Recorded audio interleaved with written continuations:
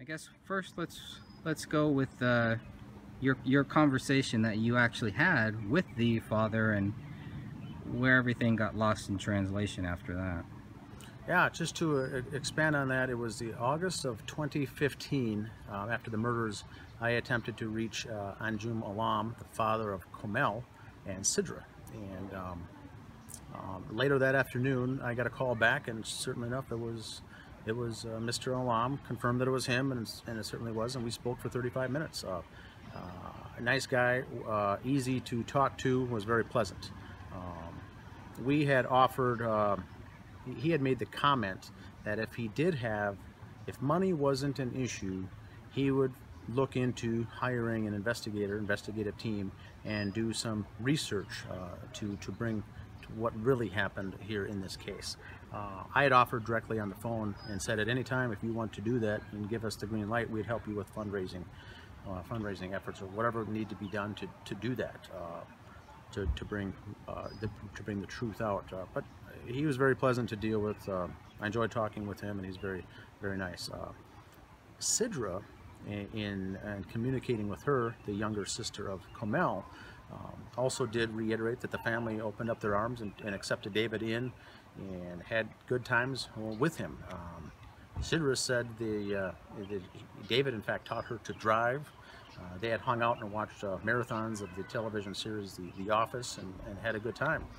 When David and Komel came to visit in Texas, the mother, Nyla, would make Arabian food that David loved. She would cook for him, and David and Anjum, the father, would play pool and talk and hang out. And so they all got along just fine. There had been some rumors or discussion that the family, in the media, now the media had always said, I guess from the day one, that David was at odds with the family. The Alams were not pleasant, not happy with their daughter marrying a white veteran Army military man from the United States. So I never got that perception myself. From what I heard firsthand from the family, is that they got along with David just fine. They may not have agreed on everything, but they had agreed to disagree if that was the case, and moved forward. So I'm not sure where the rest of this is necessarily coming from, but we have always, on both of the Justice for David Crowley pages, one was the group and one is the page, as Anjum, I think, would be a good, important key to this case if he were to come forward and express his views. But I'm not sure where it came into that anyone was slandering or going after the Alam family, or whether it be Nyla and her cancer treatments, Anjum with his background and what.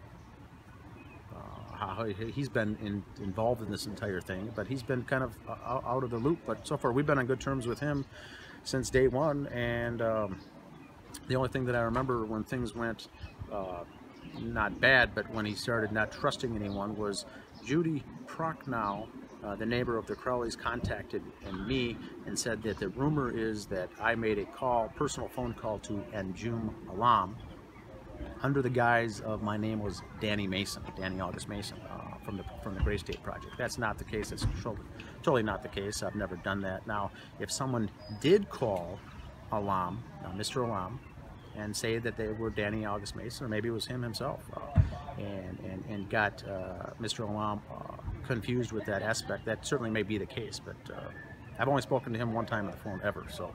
And I clearly stated my name, and we had a good conversation that lasted 35 minutes. So I'm not sure where that is, but I think our group is still on the Alam's side, with whatever help they may need in this case. But just want to clear the air on that. But I'm not sure where that's coming from. It might be misinformation. It may be deliberate disinformation as well. So there's no problem during your conversation. It started well with Mr. Alam and it ended well. And the whole time, you believe that he understood exactly who he was talking to. Yes, I mentioned that I set up the Justice for David Crowley webpage. Said my name is Dan Hennen.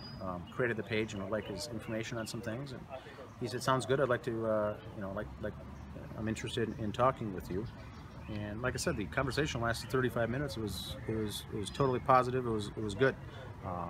We talked about the case and what we could do to help, and what I could do to help, but whatever we could do to get the truth out there. So, Okay. to me, there was no room for communication error, whether it be the name or trying to go after someone.